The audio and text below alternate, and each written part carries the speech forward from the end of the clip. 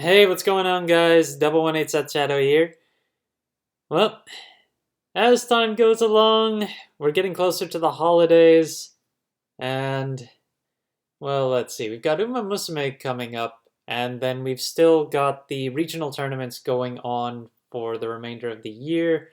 Worlds coming up soon, but there hasn't been too much new news outside of the more recent pre-orders for Set 4, which I'm still bummed that we are not getting Code Geass collaborations with that.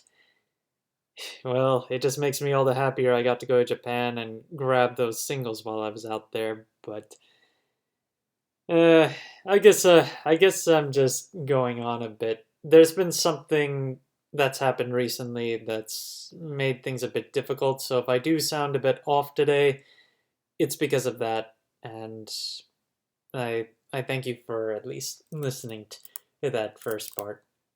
But let's go ahead and get straight into the market watch. So, first item to cover today is going to be Leonitis.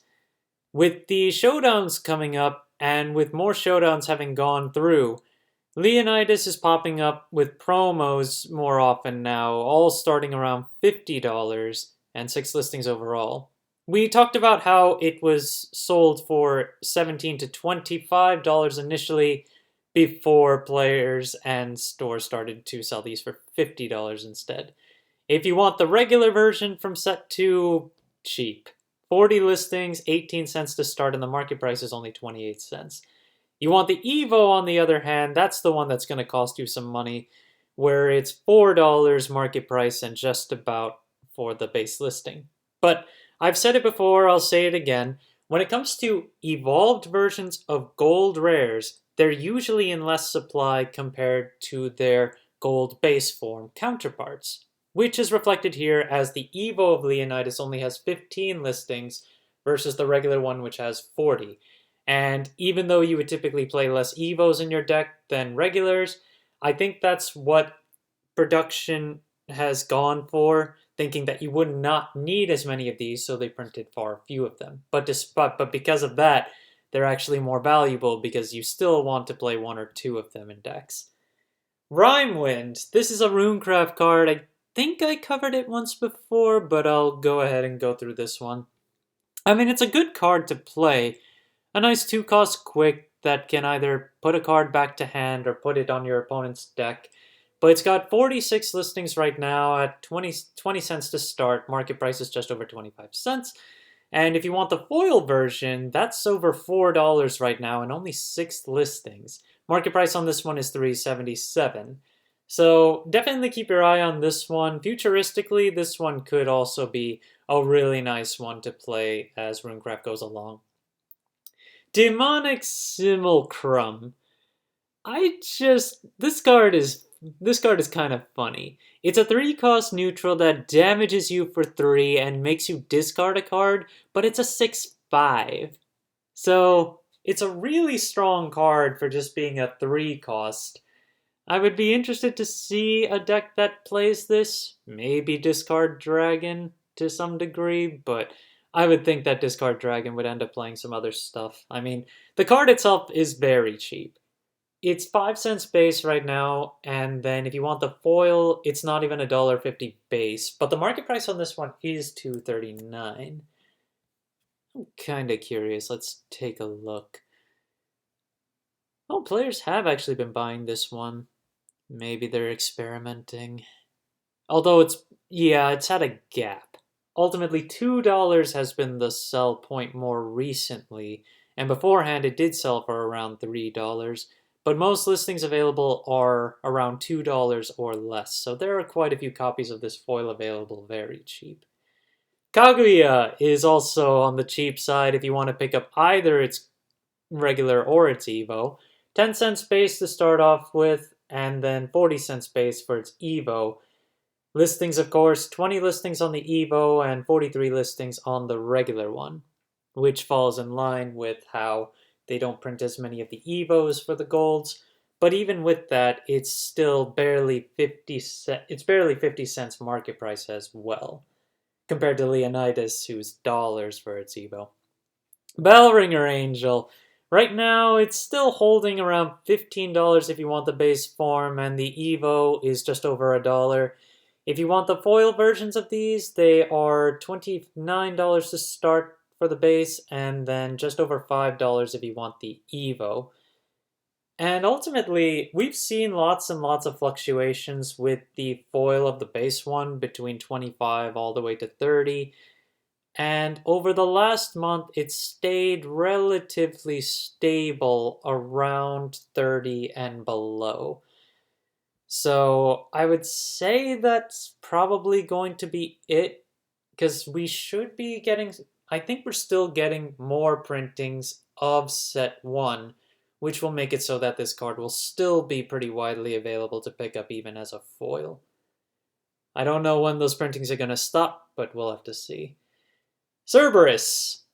Now, we talked about the hyper hype that this card had been getting a while back for its super legendaries, but it looks like that's somewhat fallen out. Despite that, the super legendary for the base form of Cerberus is still over $43, and the market price is still at $50.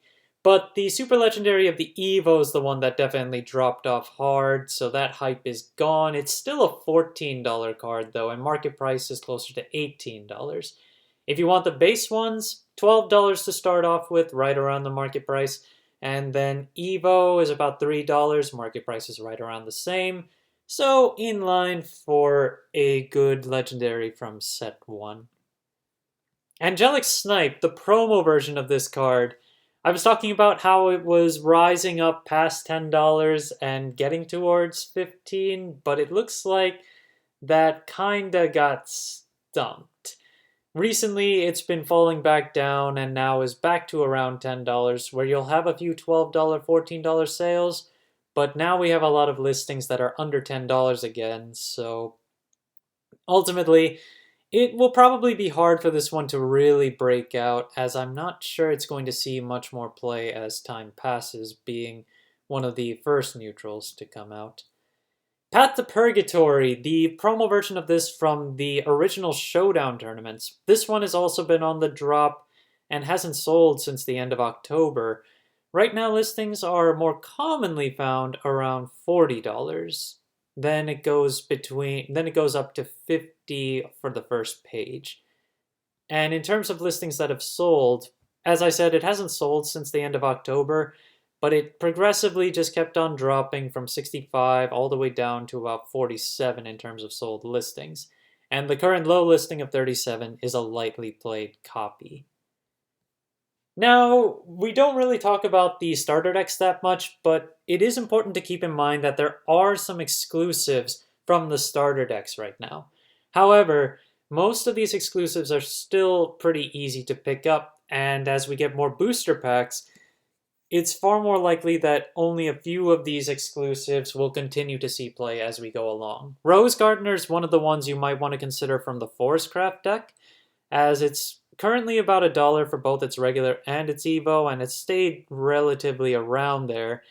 And it's a nice generic removal for bouncing cards back to hand while also getting you draws.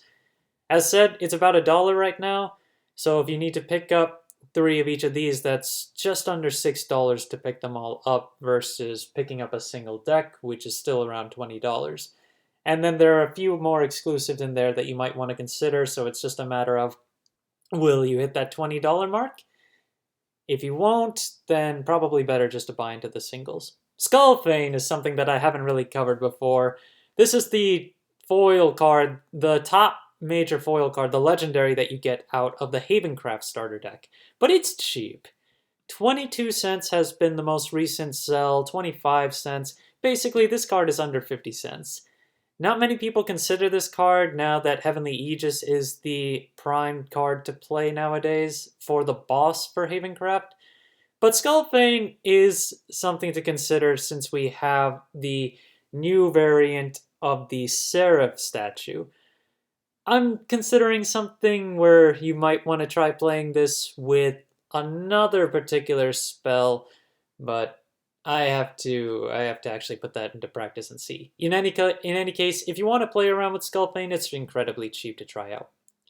Erica, the The leader card that comes out of the structure deck is still the most expensive card to get out of that deck. It's $3.50 right now.